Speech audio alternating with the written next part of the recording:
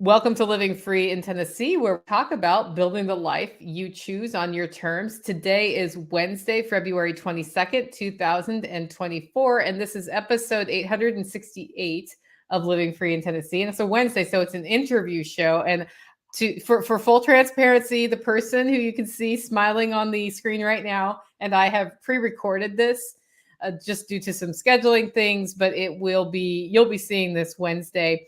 And I'm really excited to have Matt, sorry, I don't know why I called you Matthew. It's because Matthew, seriously, Matt Hundley from the Back to the Land Festival, from Homesteading for a Living. He does a nursery. He has a whole story of how he decided to get out of the city onto the land and build his life. And he has an awesome family and has worked hard, sometimes sacrificed pretty hard to put together what he has today. And I know you're going to be excited to hear his story.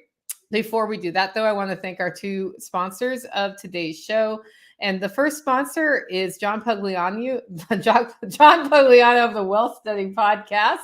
That's at investablewealth.com. He's got a pretty cool podcast. So they're about 15 minutes long. And if you're ready to start learning some financial literacy, it's a great podcast to listen to because John approaches investing and managing money the way you and I approach homesteading. And that's by focusing on the long-term value and not letting the day-to-day crises cause you to make decisions out of fear. If you don't even know anything about investing at all, I recommend this podcast. Go check it out. It's the Wealth Studying, Homesteading podcast on any podcatcher, or go to investablewealth.com. And there's a navigation in the upper right that you can click on, and that will take you straight to his podcast episodes. Our second sponsor of today's show is EMP Shield.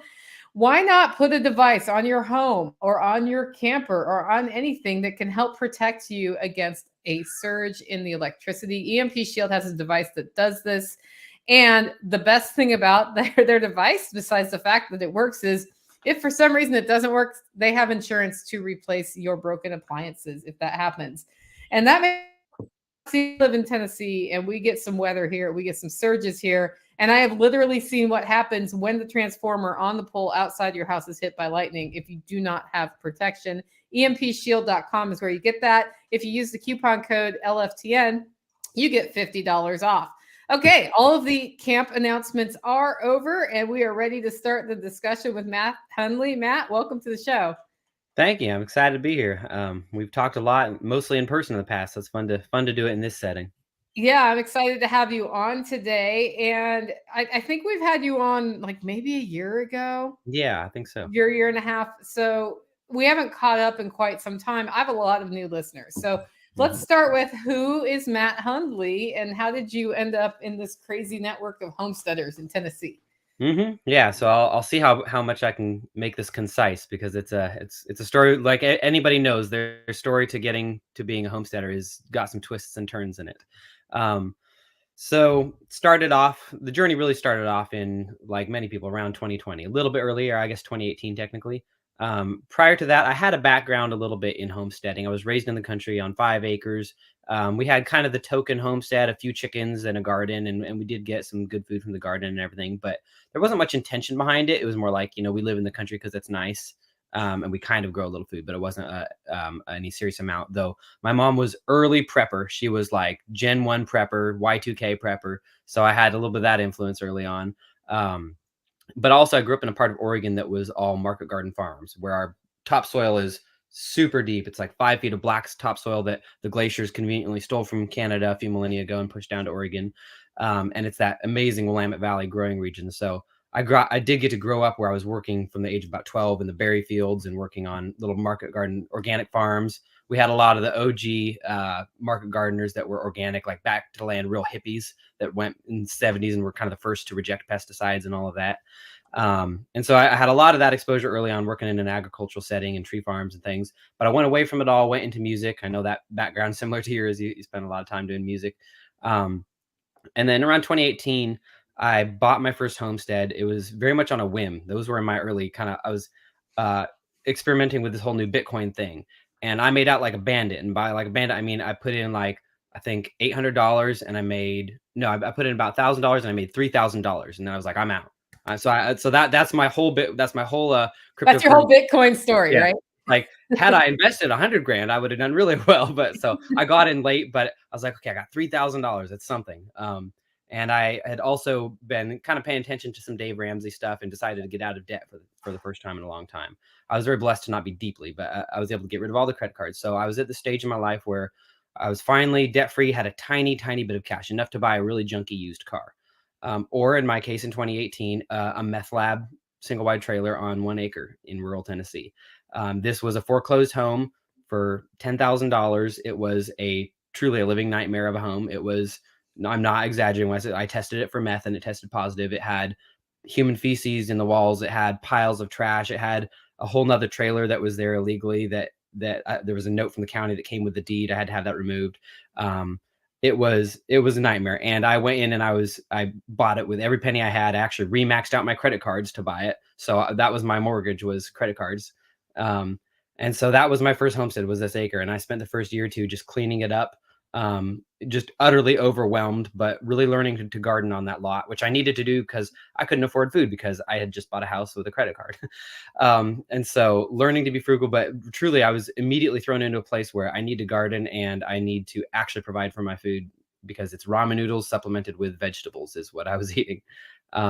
So that was my first foray, very unplanned. But at that time, I began to study permaculture and studied it informally at first, really delving into the world of YouTube and books like Gaia's Garden and the Ruth Stout Method, and just learning about regenerative agriculture and it resonated so much with me because, first of all, I don't like spending money, and that's what conventional gardening agriculture is. You Google something like, oh, how do I grow tomatoes? And they're like, buy this input and this input and this input. And so it appealed to me to not have to do all of that, but also to build a system where I'm actually farming my land. It doesn't count as farming to me if you're just buying a bunch of inputs and then growing, if you're buying a bunch of fertilizer and things. I want to actually take the stuff in my soil and turn it into food. And so I started studying more formally. I took the course from Tagari, which is Bill Mollison's original permaculture course. And I took that, and then I started working with an excavator so I could learn earthworks, and I started working on an organic farm again. And when 2020 rolled around, was when I really got to see the benefit of having a homestead, because I was still making my living from music, and I was standing on, it was a moment that stands out in my mind very strongly, because I was on the third floor of a honky tonk in Nashville, one of those really big honky tonk bars. And it was sort of like being on the sinking Titanic, because they had already been closing most of the bars for the lockdown. And I was watching police go from door to door, closing down these bars. And it was such a stark thing to see police with guns closing down businesses against their will. And then, immediately my career of 10 years was gone. My only job skill, which was music, was gone. And so suddenly I was thrust into unemployment and in a world gone crazy. Fortunately, I'd made that connection with that organic farm, that excavator. So I started doing more real work. And I also started kind of looking around me and saying, okay, how do I make a living from this property? It's not much. There's an acre here and there's not much garden. But it immediately rewired my brain to think, I need to make a living from my land. I need to be resilient in my income streams. I need to know how to make a living if they try to take my living away from me like they did. Because in the end, the musicians were first. They always are. The artists and musicians and academics are first when a totalitarian regime takes over. And then after that comes everybody else's jobs. And so there's no, let's see, what's the wording they use? Necessary. I forget the wording they use for the necessary jobs, but pretty soon everybody's career will become unnecessary when the time is right. And so I realized I needed to control. I needed to be self-sufficient, not just in my food, because that certainly too. I mean, you saw what happened in Europe, where grocery stores, your access to that grocery store was determined by your medical compliance. But I also saw that I'm going to need to provide my own income as well. So that started my journey, and then my wife Gabby, her journey as well. And we started to really explore, how do we make a living from our land, especially having marginal land, having hardly any land, being on top of a dry hillside with very little in resources.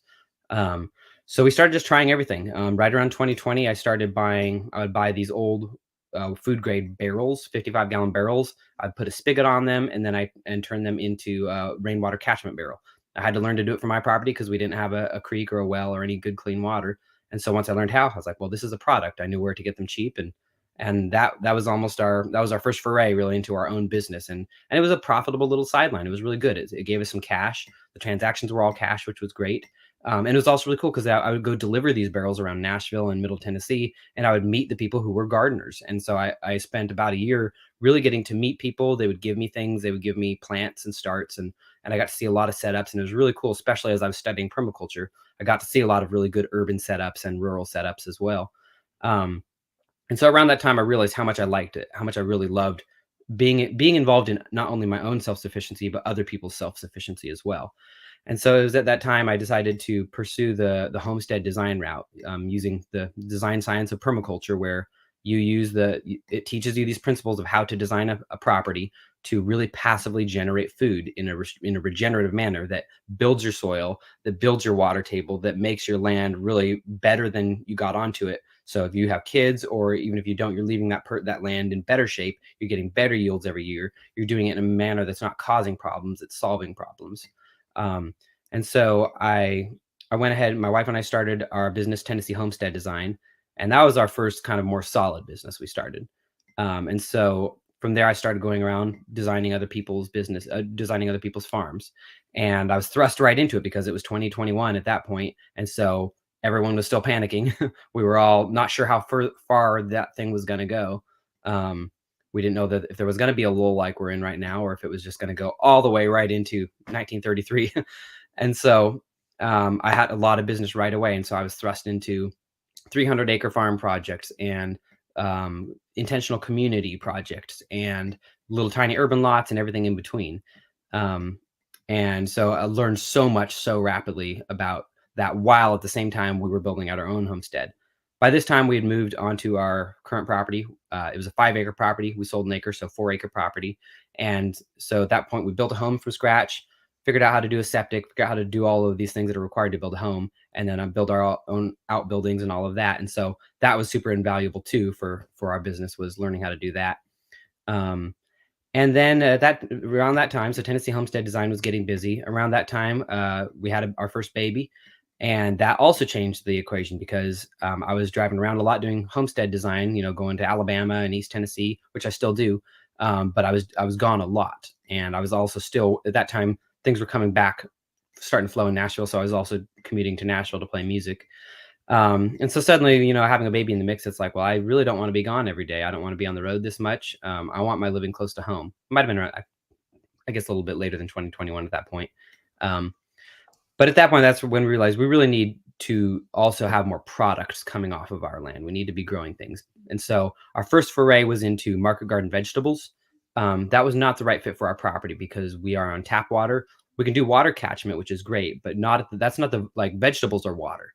And if you don't have an abundant water source, that's not the right business endeavor, is to grow vegetables for other people, which is a very important lesson. And so at that point, I had to really think, what can I realistically do? We have 4 acres, but realistically it's 1 acre because the rest is just really steep and wooded. And so I was very invested in perennials at this time, because I believe perennial agriculture is so important for building a homestead: fruit trees, nut trees, and shrubs. And so I decided that's the route we needed to pursue. So we started our home nursery. And we started learning to take cuttings from our own things that we'd already planted, like elderberry, currants, things like that. And then also I started buying bare roots in bulk. I would buy really big, giant orders that if you can buy in a really big, large quantity, it's a lot cheaper per unit. And so I would get these bulk orders in, and then we would just pot them up, we started a big composting operation, designed a chicken coop just for that. Started doing thousands and thousands of these trees, and then we just started figuring out how to sell them. Fortunately, I have a wife who did marketing for a living, still does, and so we had that asset as well. And so we started marketing them on social media. We started bringing them to festivals like Self-Reliance Festival. We sold a lot at places like that. We tried different things. We tried roadside stands. We tried different events. Tried the farmers market. We eventually bought a piece of property to put a small roadside stand on, which is kind of a cool story on its own. It's a very unique little piece of property that was usable for nothing else.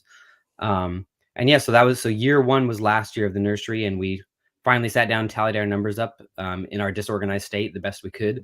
And it was profitable. It was a good first year. We were in the black. We didn't make bank or anything. We didn't make a full-time living just from the nursery, but we had our many other sidelines. We had the homestead design, Gabby does marketing, and I was working on helping manage a few other farms as well at that point.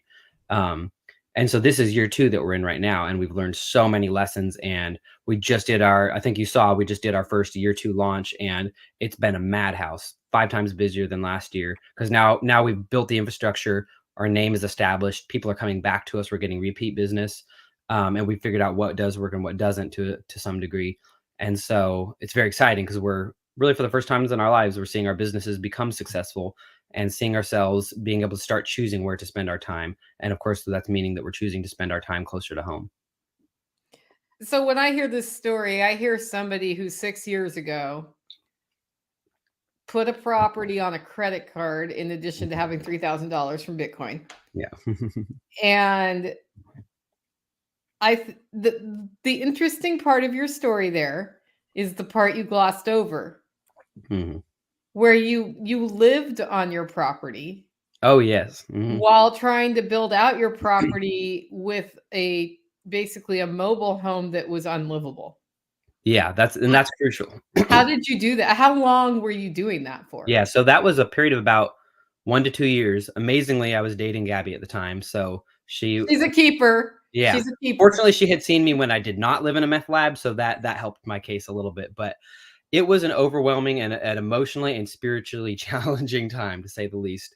Um, so a little bit more backstory on that, because yeah, it's I think it's very relevant to those who have any kind of excuse to not homestead. Yes. This will remove every excuse. That is exactly where I'm going with this. How did you Um, you're the second person in 2 weeks I've talked to about what they mhm. had to do to get their homestead. Awesome. So Yeah. what happened was, in my get rich quick scheme mind that I had at the time, I thought, okay, I've got this property. What do I do to climb out of this financial hole that I just put myself in? At the time, I was still living in Nashville, renting a room out, and very much still in the musician life. And so what I did was I figured, okay, I'll work out a deal. I found some folks, I don't remember how, and here's a lesson of what not to do. Who we worked out a deal. They would fix it up for about 3 to 6 months for free rent in exchange. Um, and We've then all made this mistake, Matt. yes. I've done So, it too. just so you know, the kind of people that will move into a meth lab usually are probably drug addicts. And so the folks that I got to rent out this house to do this, they were gonna work on it for 3 months and then start paying rent after. So they'd get 3 months free, improve the house, and then start paying pretty low price rent. Well, the rent never got paid, and things got worse at the property, not better. It became, once again, it returned to its glory days as a drug house. I started getting reports from the neighbors that there was a lot of traffic coming in and out of there. At one time, they put up a pawn shop sign on the trailer in the middle of the woods. Um, so it was bad. So I got to learn all about the eviction process there, which fortunately we live in a red state, so it's still on. The courts are still on the side of the landowner to some degree. And so, but I actually, here's something: if you ever have to evict somebody, swallow your pride and pay them. It was a lot cheaper. I got the eviction; it cost me about Yeah, $300 I've in learned court. that one too. Yep, and I Yeah. went in with money. I said, "I will hand this when you're in your truck, ready to leave the house." And so that was really good, and it actually kept me on good terms, because you also don't want to make enemies with meth heads. um, so I remained on good terms with them, and they were a family in need, despite it being from their own mistakes. And so it was a better way to do that. So, but that left me very deep in a hole now, because I had no revenue coming in, credit card bills piled up, had to pay for this eviction. And so it was time to move into the trailer, because I now had no money and I couldn't pay my rent in Nashville. So I moved into this nightmare, and started working away at it while still working music full time. And it was so overwhelming. I mean, there was the piles of garbage were as tall as a house. And I had no money to do the cleanup with. I couldn't hire a tractor to come in. I couldn't, and there was a whole abandoned trailer in the back, in addition to the one I was living in, that needed torn down and removed. And I actually tore that down and moved it out in a minivan, because I couldn't afford dump fees. So I put a whole house in garbage bags and threw it away at the dump for free. But it was emotionally overwhelming. There was times when I was like, is this how it happens? Is this how you become a trashy person in a trailer and you just give up at a certain point? And because I also didn't really have a lot of handyman skills, I didn't have the skills needed to really build a homestead. So I was very overwhelmed, but kept at it for 2 years. And slowly, just the fact that I didn't have to pay rent and was willing to live in this. And I mean, it was squalor. Like, when winter came, there was no skirting underneath. So we picked one room in the center of the building. We cardboarded up the windows and the doors. We put towels under the doors just to keep the air out. And we ran one space heater in the center of it. And we lived in the one room out of that trailer, because there was holes in the rest. it was truly unlivable. And keep in mind, just to Gabby's credit, that she was dating me at this time. Like we would have our dates in that one room, just like, oh, let's light a candle so it doesn't feel so bad. And just to really paint a full picture, the walls were scribbled with like satanic graffiti and just everything that you would expect out of a drug house. Yeah, It I know was. exactly what I've had to clean up one of mine after Mhm. that. It's like, and it's like scary. It's like there's a spirit in like a place like that of like, Yeah, I'm not a there's a burning vibe. sage. Yeah, yeah. There's a To vibe of get the like, darkness. I've literally had properties blessed Mhm. because I was like, the vibe is wrong, and like I have to bring this back to Yeah, positive, and yeah, we need somebody out here to bless yeah. this. That's very much how it felt. Um, and so the I slowly started to get out of that hole. And I finally got to the place to where it was pretty much I never fixed anything on that house, by the way. I just cleaned up the yard. I planted a garden. I dug my first swale, planted my first fruit trees, and cleaned up that trailer in the back. So all I did was clean up a lot of it, not even all of it. And at that point, a little cabin next to it came up for sale. I kind of skipped a step in the story. And Mhm. so I purchased that with owner financing so that I could then sell the other trailer. Wonderful family bought that trailer. He was a drywaller and an experienced construction worker and preppers and everything as well. And so they took over that project and continued it and have done. They still live there and have done amazing things. They've turned it into a beautiful house. The interior looks brand new. They've continued the garden. They've brought in chickens. They've continued homesteading. He works in the fire department. He's become a part of the community. So super cool story that property got redeemed, got to see a new life. And that peach tree that I bought at a Walmart in Alabama while I was on tour and planted in the backyard is now a full size peach tree, and I've taken cuttings off it, and it's had fruit and everything. So super cool to see that make it. But it was just a willingness to live in truly stark third world conditions. Fortunately, How long was that? Like a year? it was about 2 years 2 roughly. years? Yeah. I'm kind of Okay. estimating. It's all a bit, it's been such a blur of and so much moving, and it kind of halfway because I bought a cabin next to it, so I was halfway in between the two for a while. Yeah. Um, but it was, and there was a lot of personal challenges in myself that I had to overcome as a result. Like it wasn't just that I was in an overwhelming situation. I had diligence problems. I would feel so overwhelmed, and I had no faith at the time in anything, and so I would feel so defeated at times I wouldn't work instead of going out and cleaning it up because Let's talk about that because we've been talking a lot about mental health lately, Mhm. and people, like, how do you stay motivated? Well, the answer is you're not motivated every single day, Mm-mm. and even though you weren't motivated every single day, at some point you got over it, Mhm. and you got it. It helps to remove all of your other choices. Yeah, you burned every bridge, Yeah, and you're yeah. like, I got no bridges left. I guess I just got to start taking one step in front of the Mhm. other. No, but yeah, it was very challenging. I drank a lot at the time too, so Mm. that I wasn't in a good place necessarily while doing that. I was slowly it was a part of my journey into a better place because I truly believe that the food you're eating affects your mental state and your spiritual state. And so I was still living off of road food and drinking large amounts of alcohol. And so it makes you dumb. It makes you not able to think through problems. It makes you it's fast food is a drug too. Sugar's a drug, alcohol's a drug. And so instead of dealing with problems, you find a mental distractant instead. Um, and so that was all a struggle I was undergoing at the time. Um, and like that's the story of every homesteader. I see so much of that with my business. I see so much around me. With the nonprofit we started for the festival, Back to Land, we see a lot of it too. Is just homesteading it's truly more than a full time job, but you also have to work a full time job, and so you're throwing yourself into this financial burden. You're already doing it probably because you have either a health issue or a tyranny issue or some other issue that's driving you into the Or homesteading both lifestyle, or health both. and tyranny. Mhm. Yeah, Yeah, both, sometimes interrelated. yeah. And so you already have that issue in your life.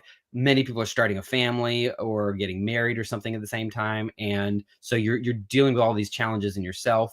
A lot of people are undergoing a spiritual transformation in their life too. It's like all of these things kind of accumulate when you start homesteading because when you change your diet, you're rewiring your brain, you're changing everything. And so it's a hard, challenging time. And so, yeah, if anybody's in that journey, just know that you're following a pattern that it's not just you, and it's happened a lot. One day, it is my dream that somebody who's in the midst of that homestead struggle will say yes to my offer to please speak at SRF or at my spring workshop. Mm, Because here's what happens when I ask people in the midst of that to speak. They say, I don't know anything about homesteading and I'm mm, not doing a good job. mhm. And the truth of the matter is, all of us did a bad job Yeah. our first couple years of homesteading Mhm. while we were learning how to do it. And we felt like failures. And it was a huge challenge that we had to overcome. Yeah, absolutely. And And yeah. and I will say every time I fail, like we lost a ram last week. Every time Mhm. I fail, it hurts again. It's just like a punch in the gut, especially when it's an animal. That's the worst because you feel abusive, you feel like Yeah. neglectful, you feel like a bad owner, a bad steward. It's very hard when you fail with an animal, and I remember there was a lot of that initially where I killed animals like rabbits and stuff that did not, had I done things right, they would have lived. But even now, like pretty recently, we had some goat deaths that were due to us not fully understanding how to net. We were trying to naturally combat their parasite cycle, and there Oh, was just some pieces of the puzzle we didn't yet know. yep. And yeah, we lost them and it wasn't necessary. And it's so hard. You just feel, yeah, like an abject, like you just want to quit every time. So yeah, you just know if you're going into homesteading or if you're in the middle of it, that's going to happen and it will improve if you, and one thing I do want to say, like, that's really important in that I kind of mentioned earlier, but there was a lot that's, it's just the situation you're in. You are tackling a Mount Everest, but also do be open to the lessons about your own habits you need to change. Um, for myself, I became a Christian in 2021 after I like walked away from the church and all that in childhood. But when I began to read it for myself, I was just like, I'm just going to read this like the law and apply it to my life. And a big part of it was Proverbs, which is like Proverbs is written by an empire builder, is written by Solomon mostly. So he's a dude that built one of the biggest empires in the Bronze Age. So it's directed, men and women can read it, but it's very much directed at a man. It's like advice from a father to a son.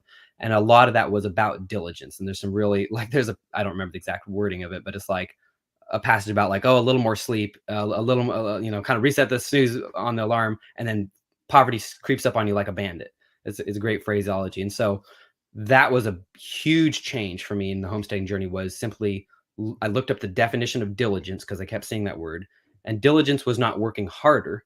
That's what I thought, because all my life I thought I was a hard worker. Diligence is setting yourself to a task and working tirelessly at that task. And so, because you can work hard at 50 different things and scatter yourself, and that's what we all do with the homestead because we start 50,000 projects. For me, Because it's a disease. yes, it is. And you're excited about the new thing, so you go do the new Yeah. thing. So learning to practice diligence was a game changer. That's when it was like, you know what? I'm going to put this tool away in its place in the shed instead of thinking, I just don't have time. I need to get to this new thing. Because I was like, well, that's wrong. That's not And diligence. now I spend the next 27 hours looking for the Looking for stupid that tool. tool. Yep, Yeah. exactly. And so it was amazing to watch. I'm still crawling out of it, but to watch that snowball turn around from chaos back into order, like the workshop is getting better, the yard's getting better, the house has gotten better, and it's exponential. It's kind of like building wealth. When you're deeply in debt, you're paying interest, and so it's so hard to pay off that debt just to get out of that pit. Once you do, now suddenly you have this extra money that you were spending on interest every year, and now that can be applied to wealth building. Not and so it's exponential. And so it's the same with diligence. Is like once I started to reverse those bad habits, then suddenly I would find, okay, I've improved this chicken system. Now I have another 10 minutes of my day that I didn't have before. Now I can catch up on these projects that I was drowning in. And so You're the that's first person I've ever heard compare that to building wealth.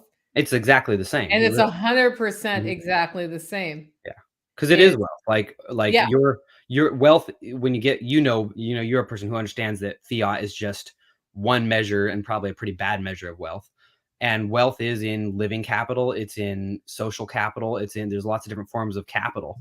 And your homestead is your biggest asset. That's going to be, I mean, that's what this whole interview is about, is turning your homestead into an asset. And so it's not going to function like an asset until it's starting to run well. And that takes one step at a time Hmm. and not And it's not instantaneous. it's and work. And Hmm. so I did 75 hard last year, which is a program where have you heard of it? Mm-mm. Okay, so 75 hard. I was like, I got to change something because I'm not staying disciplined enough. Hmm. And as a result of not being disciplined, I'm disappointing a lot of people because I'm breaking promises. And I Hmm. was not okay with that. So you have to work out twice a day for 45 minutes, one of them outside every day, no breaks. Choose a diet and stick to it. You can choose whatever diet that is. No cheat days, no alcohol. Read 10 pages of a nonfiction book, Mm-hmm. and then take a picture of your progress every day. I think that's all 5 things. That's awesome. That's cool. And that's it. Every day for 75 days. Every day for 30 days is not a problem. Mm-hmm. I can tell you that by day 60, I was pretty sick. Oh, I drink a gallon of water. The water was the one I hated the most, actually. Yeah, that's hard. A gallon's a lot. I drink a gallon of water anyway most days, but the days where my body doesn't want the gallon, like there were days where I was like, okay, it's 11 o'clock at night. Go. Yeah. Like it's just to tick the box. Yeah. But what that does is it teaches you discipline Mm-hmm. and to figure out how to make things happen that you wouldn't usually make happen. Like for me, 45-minute workouts, that's an hour and a half of time every day. As a homesteader, it's like, whoa. Yeah, where am I finding that time? Yeah, where am I finding that time? You can, though, if you make it happen. And you sleep really well after that. Breaking the alcohol cycle, like you, I like my cocktails. And I often would go weeks without any drinks, but by the time I'd gone 75 days, like now I drink maybe twice a week, one beverage. Yeah. And I don't actually usually want another one because if I have another one, it makes me feel physically sick. Well, that is my body telling me that nutritionally, perhaps the bourbon isn't good for me. That's exactly what happened. And it was probably also part of me entering my 30s too, is like your body's like, you can't do that anymore. Yeah. But I mean, I still have a drink from time to time. I just don't drink as much. And it doesn't like what it did to my budget is I wasn't buying as much alcohol. Yeah. And that's, that creates a little space. I had something really lucky happen to me last year. It was a mistake where I didn't have to pay my electric bill for like a year because I have electricity. I'm not off grid. But at the end of the year, I had to pay the whole bill. Like no late fees or anything, but it was just like for a while, didn't pay the monthly electric bill. And my average monthly electric bill is probably $75. It's not a lot. I don't heat with electricity.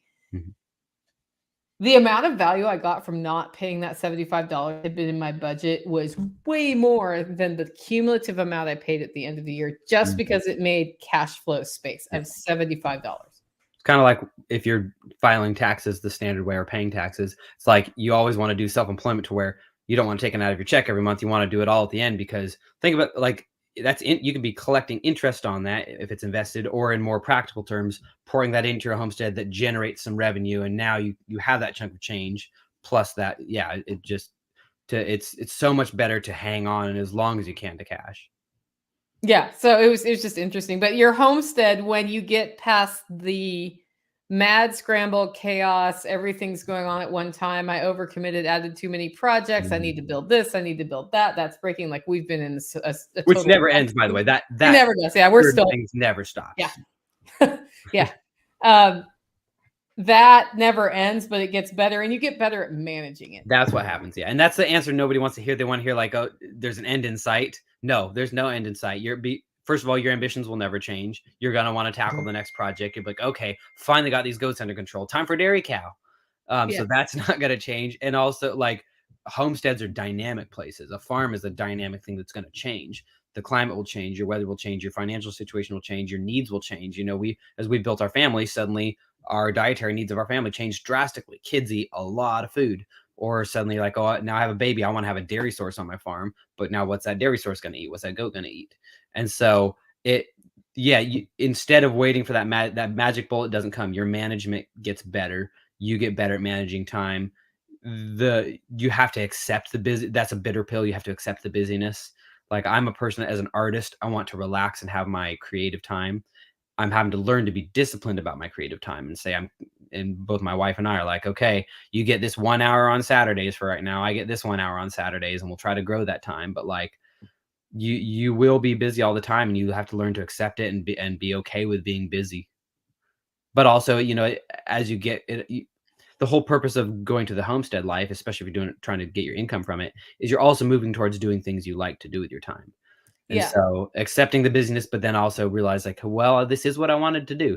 This is not sitting in an office all day. So that's been a part of my journey is I've had to accept it and be like, okay, I'm okay with all these problems. When a problem pops up, that's what homesteading is. That's what running a business is. It's nothing but problem solving and figuring out how to manage this time and manage my resources and my limited income. And you're just moving, like when you're a farmer, you're just moving nutrients around and objects around, and your finances and your whole homestead is no different. You're moving money around, you're working with what you have and stewarding with what you have. It doesn't matter if you have a lot of money or a tiny bit of money to homestead with. That's irrelevant. You have a certain amount of something to steward, whether that's you are a homeless person with a tent and you found a patch of grass that nobody's watching and you're homesteading that, or you have $1 million to work with. Like, you have what you have, and those are the resources you have to manage, and your time is the same. You just have to learn to manage it. I call it investing my time. Mm-hmm. I invested my time this weekend in moving poop, mm-hmm. mulch, and wood chips, which is not glamorous at all. Not from any. But what will that now yield? I enjoyed it the whole time, Matt. Mm-hmm. Like, I was shoveling poop and I enjoyed it. And that's because part I look forward to. I know. I mean, it's like, like, wow, all this fertility is going into my garden. And I got to listen to a podcast while I was doing it. And I got exercise and I was outside. It was a beautiful weekend with the sun. I heard, when I wasn't listening to the podcast, I could hear the birds. Like, I did a video of just my garden and I didn't even consciously realize it was like chirp, chirp, chirp, chirp, chirp, like this chorus of birds is going off. And I'm like, that's why I live here. Yeah. Right. And so I call that investing time because sure, nobody wakes up on Monday morning and says, you know what I want to do? Today I want to shovel poop. But you kind of do when you get into it as a homesteader. And investing, if anybody's read like the Robert Kiyosaki's book on finances, like one thing he says, and a lot of, if you talk to any wealthy people, they'll probably tell you this, which is you buy assets with your money, not liabilities. And meaning things that generate value. You don't buy a TV. You don't buy unless there's a way for that. Like in your case, maybe as a podcast or something, there's a way for that TV to have a practical value. But you don't buy a car except what you need to work. You don't buy a house unless that house is gonna create a financial yield.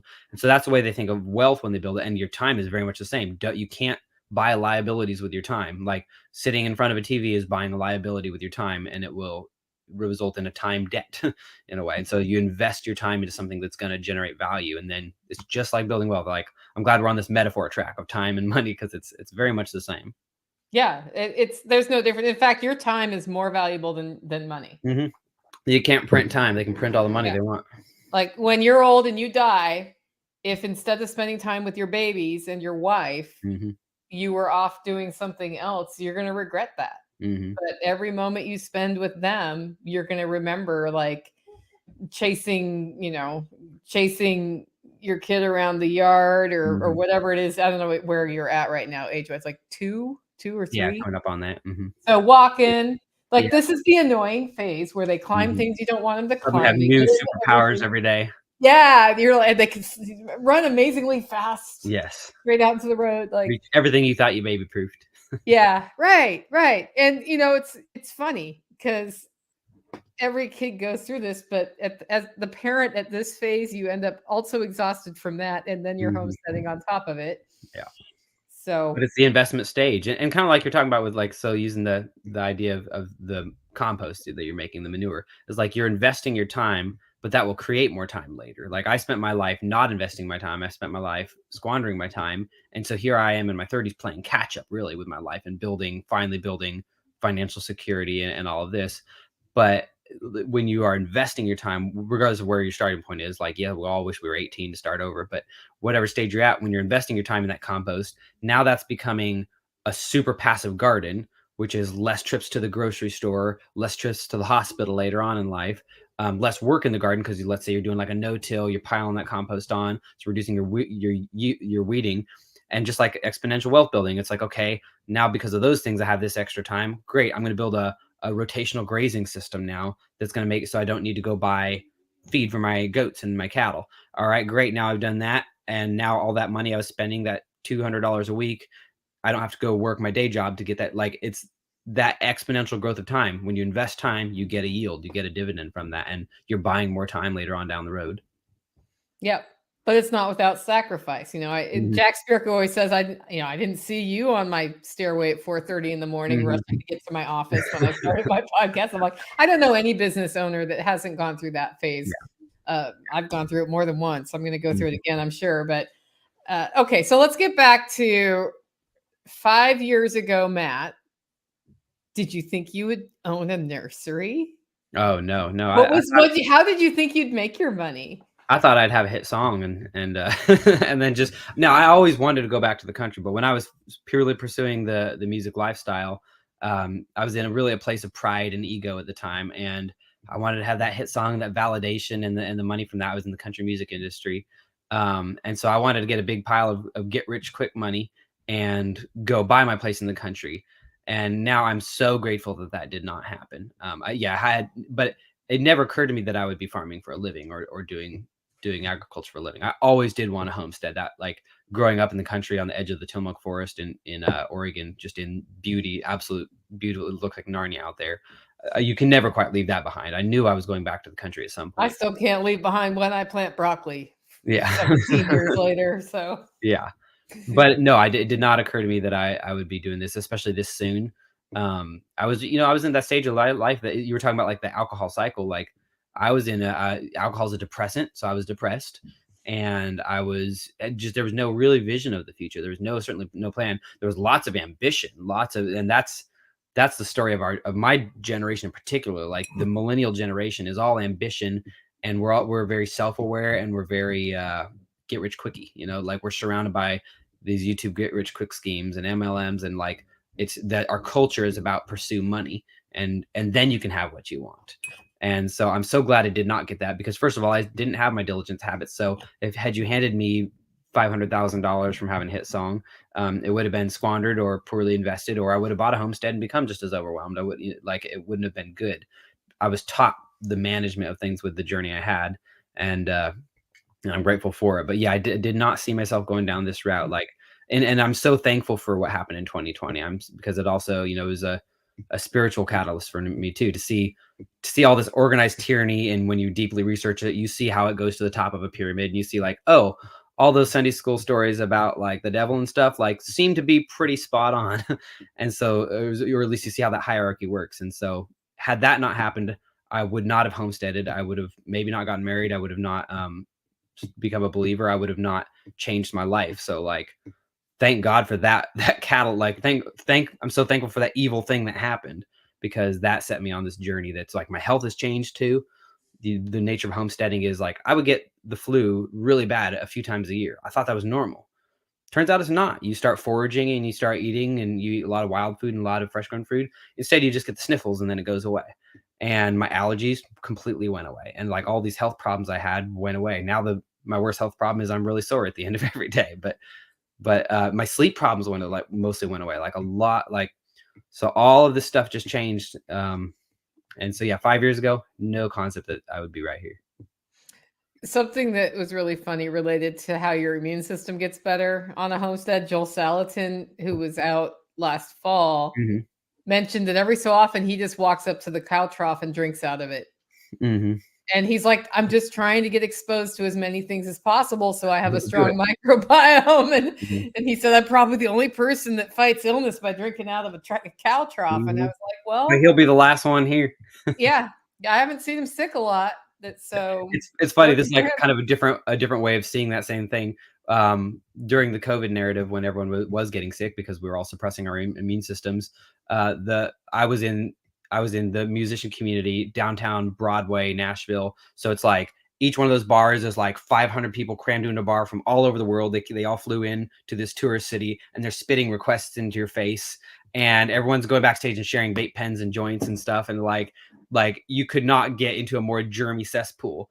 And, like, none of them got sick. They were all, and a lot of those musicians were, like, pretty far left, so they were all big believers in it. But, like, almost none of the people I know in that circle got any serious illness, because they had been exposed to every single, like, whatever the next one they're planning is, I probably have already had it.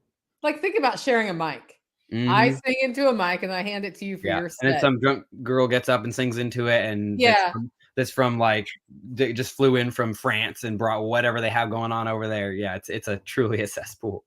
But yeah, it's the same. It's like, yeah, you build your immune system, and that's why we try to be conscious of it. We try to leave a little bit of dirt on our vegetables and let that in, and not sanitize anything. We clean things. We want a clean environment, but we don't use any sanitizers on hardly anything. Like maybe the udders, you'll use a little iodine on a cow or something like that. But yeah, the more the merrier. Yeah, build that immune system. It's funny how that works. And building your immune system, guys, is the same as building your community, as we've also been talking about It this is a week. Like, community. you Yeah. need to expand. It's a community of bacteria, but Mhm. that you learn how to fight. But that variation is pretty important. Okay, so why did you decide? Like, so what did you try and decide not to do for your income on the homestead? Yeah. So first of all, everything we tried. You know, in my efforts to be concise, I've glossed over a lot. So Everything. we tried many things, and we are still trying lots of things. And so let me just kind of buzz through some of them. So I don't know if you've seen the show Arrested Development. Is a great Netflix show, but in that show, it's this wealthy family that's kind of like lost their wealth, but their original way they got wealthy was their banana stand. They had this banana stand where they sold frozen bananas out of a little stand, and then they became, you know, stockbrokers and all this, and millionaires. And so Gabby and I jokingly call the barrels our banana stand. That's what, you know, that was our first like foray into business, and it just gave us a little bit of cash to put into other things on the farm. So so I'll talk about ones we did do, because I'm just going to do these as I remember. So I'll talk about ones that worked and ones that didn't work, or ones that needed refined. So the barrels were first, and we started making rainwater catchment barrels, as well as just reselling them because I had a good source from a fruit company on everyone wants food grade barrels. So I started making those rainwater catchment barrels and selling them, and that spiraled into then doing installation of them too. Um, and then actually we found out that the spigot kits we were building were a pretty good solution, because most of the ones on the market were really flimsy, or they weren't adapted for garden hoses. So Gabby, being a marketer and good at setting up websites, we put a YouTube video up showing how to do it. And then we actually put a link to sell those spigot kits to put on barrels yourself. And so that became a really good sideline that we still have going. We're still making decent sales. And that video is just passively every once in a while goes to our website. Somebody watches it and buys a spigot kit. Actually, I have 3 that I was supposed to send out today that I forgot. So that was a success. Yeah. Thanks for reminding me. The That was day's not over yet. no. And so that was a good one, a little successful one, but there was a lot of lessons learned of what not to do. And we're still figuring this out. But one thing was that we didn't have an organized system. So every single time we got an order, I'm digging through my mess of a shed, looking for these different components and assembling it. So it was a lesson in nerding. I needed to set up a system for anything that I'm trying to do on any scale. Our next foray was into selling vegetables, and that one was pretty much a failure. One reason is we jumped in too soon, because we needed to have our own vegetables, our own food. We all get excited and want to build a business first, but we needed to be like, sometimes we were selling vegetables and we were then going out and buying vegetables from other farmers. Yeah, that doesn't make sense at all. No, it doesn't make sense. And it's your ego leading the way when you're doing that. That's what we were doing.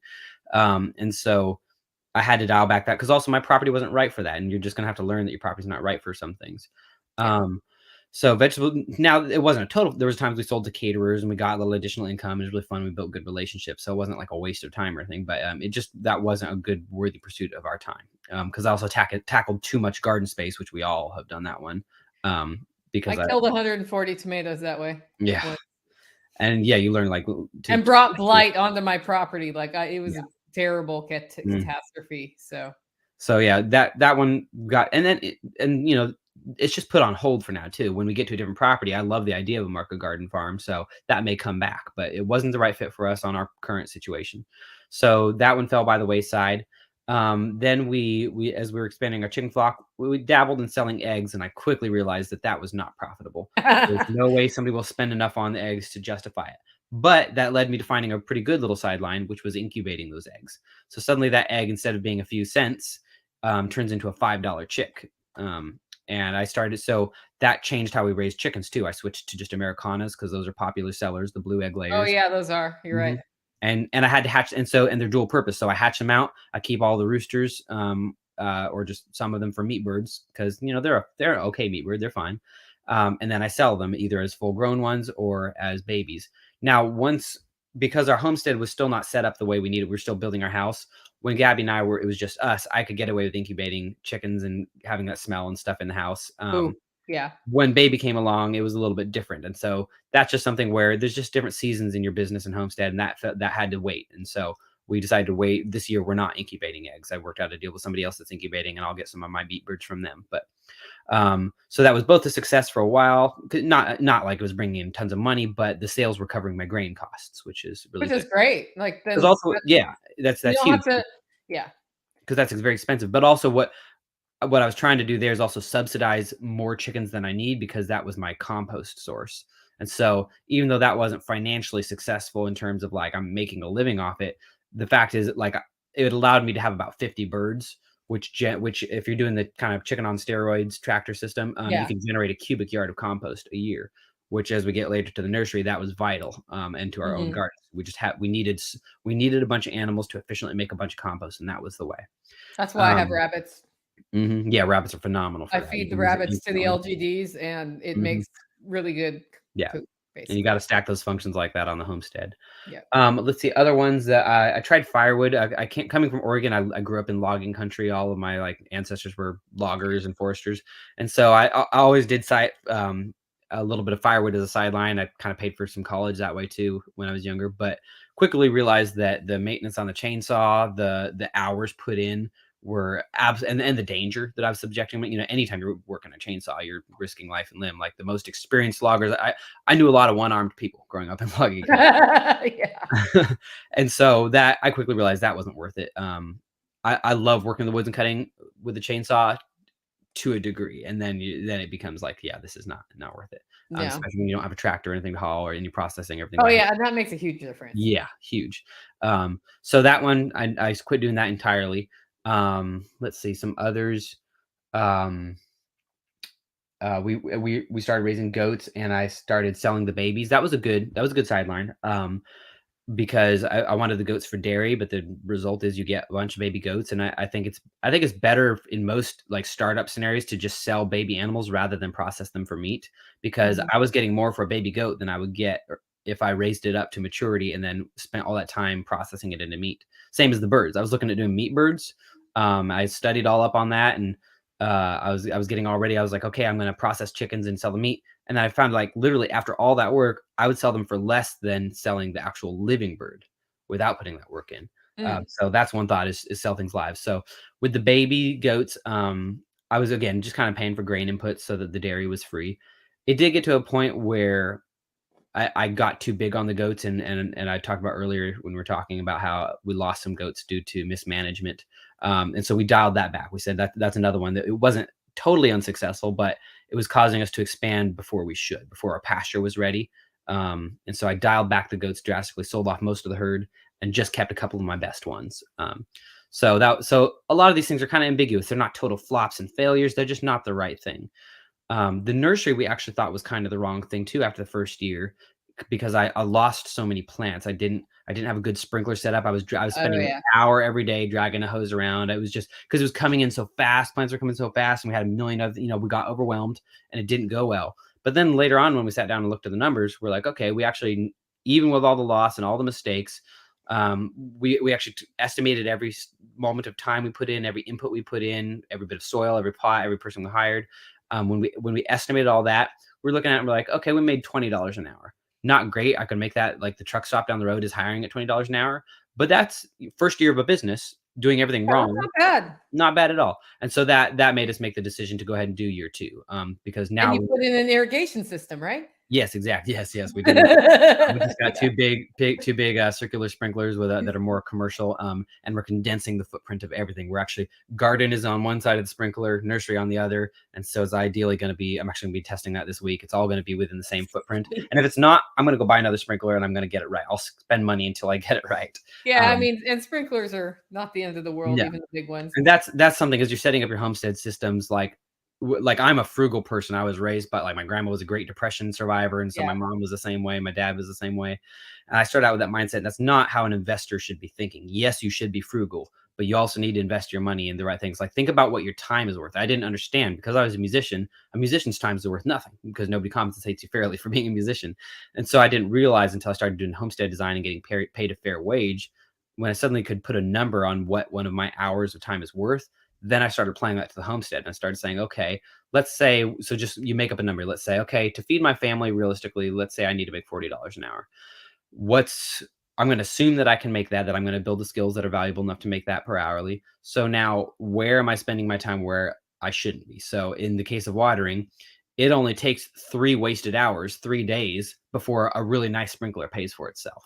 or maybe a week before starting. Maybe it's a month of my time, and then it suddenly makes sense to put in some underground irrigation and step it up. So definitely, as you're setting, it's on a homestead level, but especially if you're trying to do anything for a living, think about what your time is worth and value that over money. You can go get more money. You can't get more time. Yeah, and frugality of time is important. Actually, John Mhm. Moody wrote a book, I think it's The Frugal Homestead. Mhm. And part of that is staging things so you're not wasting a bunch of time, Yeah. because it's not just about like, can you repurpose something?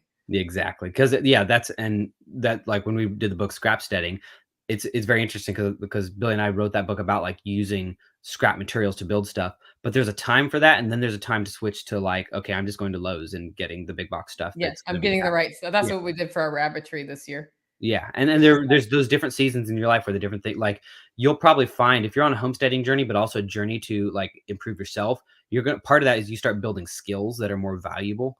Um, and you start refining who you are and your work habits. So your time gets to be worth more. So like when I started out in that single wide trailer, my time was worth very little. I didn't have the homestead design skills I have now. I didn't really know how to build much. I didn't, and I kind of needed to scrap stuff to get, and I had an abundance of scrap materials on that property.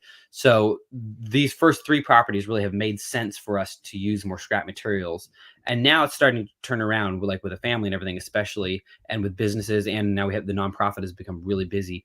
Our time is disappearing. So I'm learning I have to delegate more. And sometimes delegating means I'm delegating to that guy in China that's building this prefabbed material instead of going out and scraping a log side off of a log. Now, it's all a life balance because also at the same time, we're trying to move towards even if it's less efficient to churn my own butter, I want to churn my own butter because nobody's going to care about the quality the way I do. So you're always finding that balance and constantly tweaking it. But just think about both. You know, be frugal with money, but yes, be frugal with time too.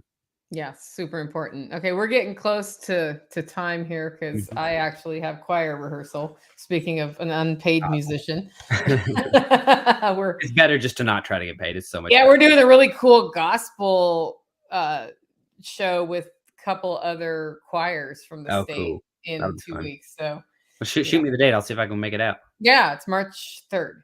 Awesome. It's a Sunday Monday. afternoon. Mhm. We always do Sunday afternoons. So that's coming. But talk about your nursery. How do people Mhm. buy plants from you? Let's just go straight to it, Yep. because I Uh, think that has turned out to be more of a profit center than you thought, and we should be yeah. supporting you in that. Yeah, absolutely. So in part of our building businesses, we've had like three different farm names. So this will come out across as a little bit convoluted. We the physical property we bought is in Centerville, Tennessee. So our physical farm is Centerville Farms, and so we have a Facebook page called Centerville Farms, and so you can reach us through there. Facebook is your thing, and we can do some mail order stuff for those that aren't close to us, especially like comfrey cuttings, Jerusalem artichoke, which I'm an evangelist for Jerusalem artichoke. And we can package up some things like our blackberry, elderberry, and mail them. Um, that would be through the Facebook page. If you want to, like, if you're not a Facebook person, my other website, TennesseeHomesteadDesign.com, that's got our contact information on it. And so, um, I'm sorry to give you three websites. We're working on connecting this. We'll have them Um, all in the show notes for you. so it's there, but more of our nursery, our spigot kits that I was talking about and stuff like that, that's on hollowtopfarms.com. So three different websites. We're gonna fix that, but we've that's all been part of the journey. Is like let's start this, let's start that. So those are the three ways, but any of them work. So if you Google Tennessee Homestead Design or you Google Hollowtop Farms or you can go on Facebook and look up Centerville Farms, any of those will reach me. And all of those contacts go to our emails and stuff. But Centerville Farms has all on Facebook.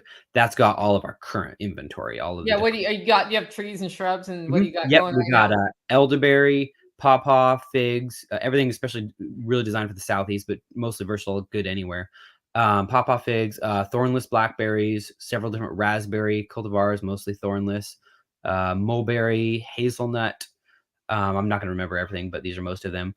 Locally, we have some big trees, big apples and pears. Those are too big to ship. Some crab apples that are supposed to be actually quite edible and tasty, small apples. Those ones are small enough to ship. We will Are they have. old timey crab apples?